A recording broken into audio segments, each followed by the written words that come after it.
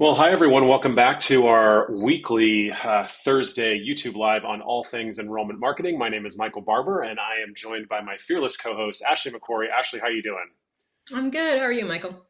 I'm well, thank you. We're also joined today by another member of our enrollment marketing team, Cheryl Clark. Cheryl, thanks for joining us today. Absolutely, no problem. I'm happy to be here. Thanks. We appreciate you being here. So we are going to talk, we're going to hop right in and talk all things video today. So if you've got Okay. questions related to video, please feel free to pop them in the chat. If you're on a desktop browser, it should be on the right-hand side of this video.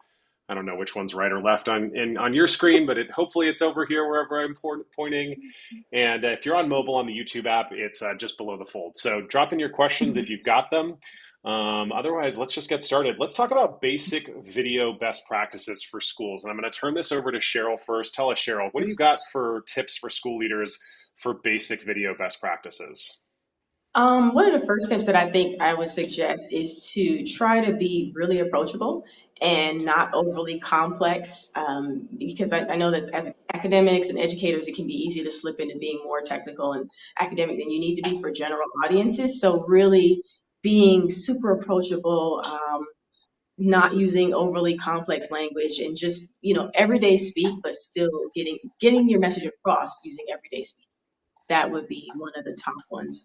Another best practice would be keep in mind how long your actual video content is. So maybe 2 or 3 minutes may be enough, depending on what you need to talk about before people start tapping out. That's not to say that you can't do longer videos. You can do longer videos, but if you do publish longer videos, maybe find ways to change what's on screen frequently.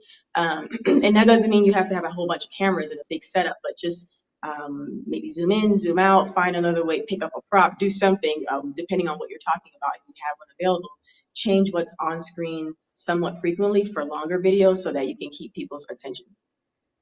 Yeah, such good basic tips there. And for those of you just joining us, 2 minutes into our chat, we're talking all things video today for our weekly enrollment marketing Q&A here on YouTube Live. Feel free to pop in your questions. We just talked a few seconds ago.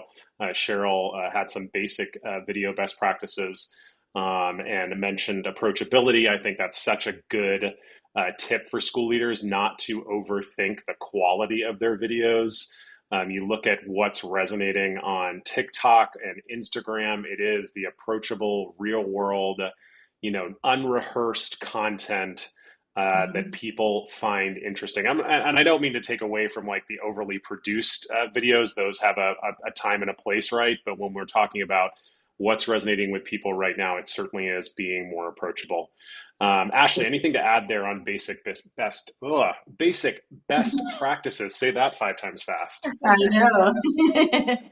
No, I think you covered it perfectly. I mean, yeah, just being authentic. That's really what's resonating.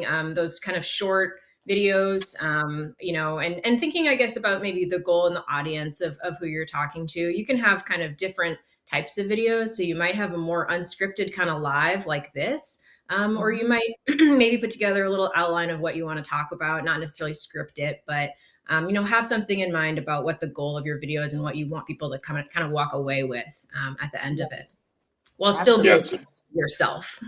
Yeah, absolutely. The audience, I can't believe that one didn't pop up first. That I concur with that. The audience, keeping them in mind is probably the most important thing. Is that will determine what you say and how you say it, because you're going to talk to a certain group, a certain demographic, maybe a little differently than you would talk to another demographic. So it's all about keeping in mind who are they, what's top of mind for them, what are they most concerned about, and then you can address those things as quickly as possible. Because if your audience members have specific concerns that they're nervous or worried about, they're not really going to hear much of what you're saying until you get to that. So if you can kind of anticipate what people are curious about, or have questions about, and address those first, that would be amazing. Yeah, I think you're touching on like different strokes for different folks, right? The words you're going to use, maybe the platform that you're on, right? You've Hmm. got to make sure that when you're thinking about that audience, it may be being on a different platform. It may be doing something that's live or unscripted versus scripted. So some things to consider there for sure. What about some simple how-tos? Any just simple how-tos for how schools can get started with video, whether it's on social, whether it's building video for their website or a blog post, just some simple how-tos, and we'll start with Cheryl. Yeah, sure. We can kind of circle back to something you said earlier, with just, it doesn't always have to be overly produced. You can, I forget who originally said this, but someone said start where you are with what you have because what you have is plenty. So you can just start with whatever phone or camera you've got. Try your best to make it well lit because, of course, the quality of how you look, it matters. No one wants to watch a 1980s looking grainy video if they don't have to. And minimize the background noise. But it's just really being in a clean environment as much as possible. If you're in school, of course, it's probably going to be colorful. That's fine. But the less busy your background and audible stuff around you is, the better. So keeping it, having a set space would be great. Like if you can have one corner or one area where you always film, so you just go and turn the light on and sit down or stand up, that's always easy. Then you don't have to worry about resetting everything all the time. So that could be helpful. Having some sort of outline, because if you're on a time constraint, you really only want to do a 1 or 2 minute video. Maybe at least have some bullets off so you don't go all around the world before you get to the point. So having some sort of an outline. It doesn't have to be a whole, speech written out, but a couple of bullet points that you want to get to. Having that ahead of time. And let's see what else. What else? I know there's some more things. Actually, you want to jump in and then I'll come back in with some more. Sure. Yeah. No, I love that. I mean, there's different kinds of videos, right? So there's the kind of video where you might be speaking to students or families live or talking about your school as like a little introduction to your school from the principal kind of thing, or interviewing a teacher. There's also definitely just value in showing your day to day in video and sharing, short clips on Instagram or YouTube or whatever. And with those, again, it's the authenticity, and it's thinking about kind of the words that you would use to describe your school, and then trying to capture scenes, clips that show that. Like I'm reading one that we just did for a school where we said, this is one of your clients, Cheryl, we said the school is artistic, fun, family, challenging, in the community, outside the box. And so we wanted to capture video of students painting, playing in the outdoor classroom, building a robot, playing chess, reading books, listening intently to the student, to the teacher, engaging with each other. That's kind of what we wanted to look for when we send a videographer in to capture video. And you can, teachers and student and administrators, you can capture those things too, just because it's just happening. Yeah. That's great, and that you just reminded me of that school. Yeah, so also think that if you're doing something a bit more polished for the school, where you have a professional team coming in to record, that the visuals should really accentuate what you're saying. So if you're talking about the beginning of school or start of school, and shots of walking into the doors of the school, and as Ashley mentioned, all of it doesn't have to be super professional. You can capture what's called B-roll, which is just kind of, no one's actually talking, but maybe it's footage of the kids playing in the outdoor garden, or footage of, the teacher writing on the board. It's been a long time since I've been in elementary, but whatever they write on that. I know everything has changed. It's much better than when I was in school, but just capturing those moments, or, and going back to being approachable.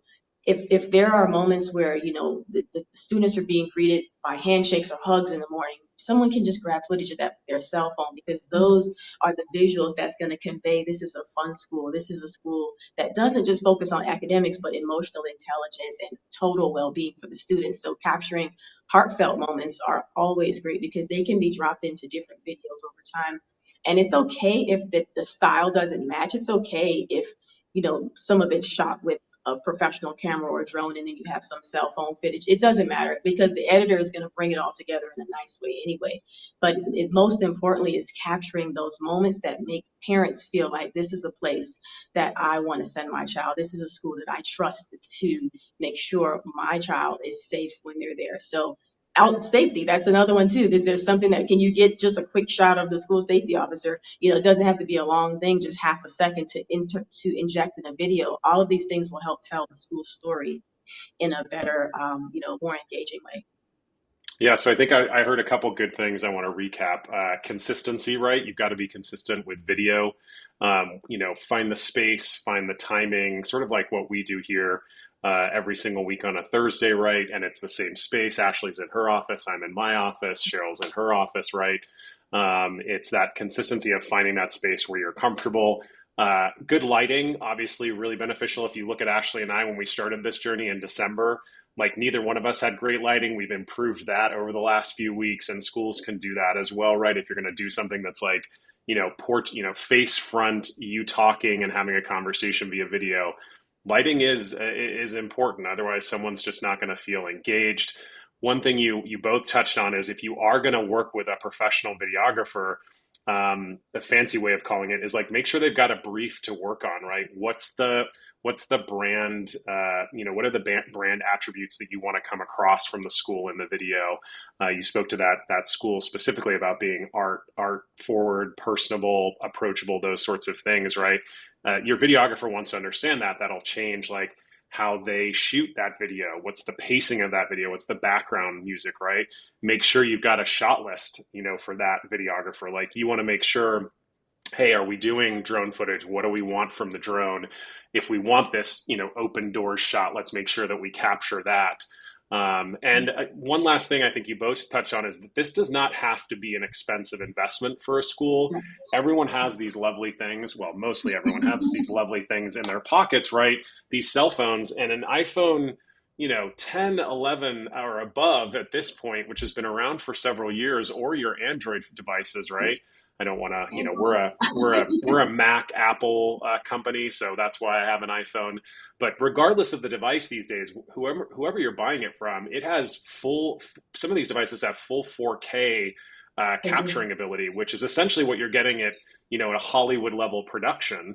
And many of them have cinematic mode and how they capture, and you can do that sort of like very professional in focus front with blurred out background, right? So it doesn't necessarily have to be expensive for schools to start to capture this video, and they can use, the phones that their school leaders and their teachers and their advocates and their parents have at their disposal. Yeah, Right. absolutely. I mean, sometimes oh, go ahead, Cheryl. No, I was going to say, no, you're absolutely right. There are so many settings in the camera that some people probably don't even notice that there's slow motion.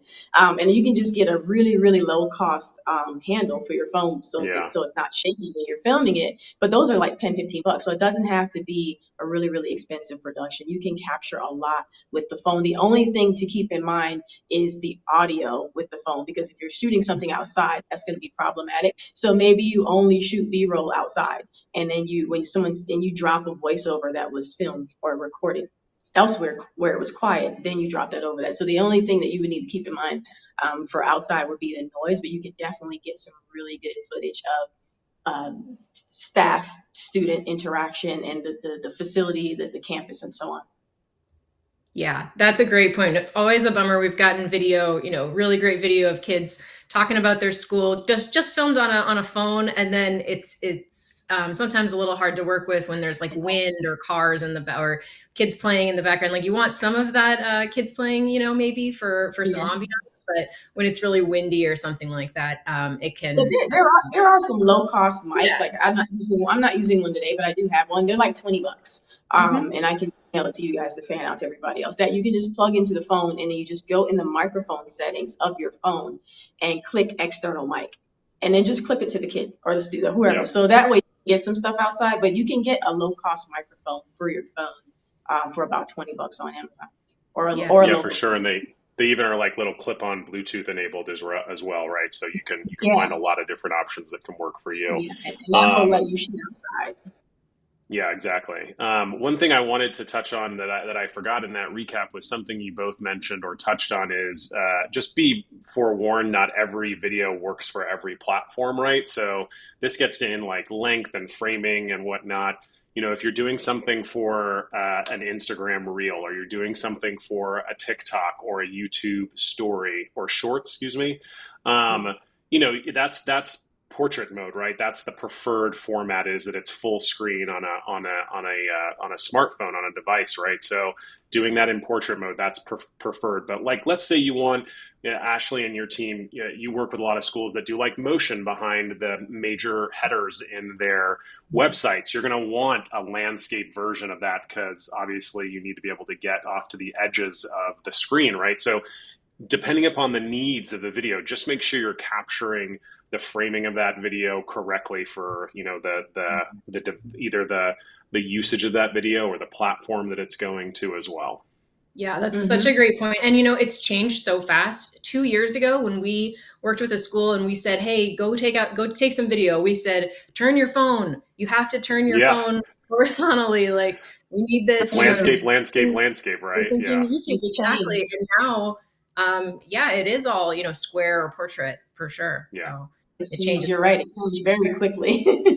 Yes, it does. And staying on top of that can be tough, but that's why school leaders have got us as resources. Hopefully, we can keep them up to date on what those changes are. But hey, we are 15 minutes in, and I want to be mindful of both of your time and also our audience's time. So we are going to wrap it up. So I will just let everyone know we'll be back next week on Thursday. We may change the time ever so slightly next week. We're working on figuring out just some schedules, but we appreciate you all being here. I'm going to make a call to action to if you've got questions on all things enrollment or digital marketing, although this is backwards as I always refer to it, we have our digital marketing guide available on our website. You can head over to charterschoolcapital.com to grab that.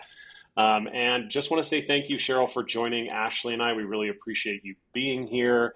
And thank you for bringing you've got perfect lighting, perfect framing. So if there was a good example for our audience, it's the individual who came to talk all things video. So we appreciate you being here.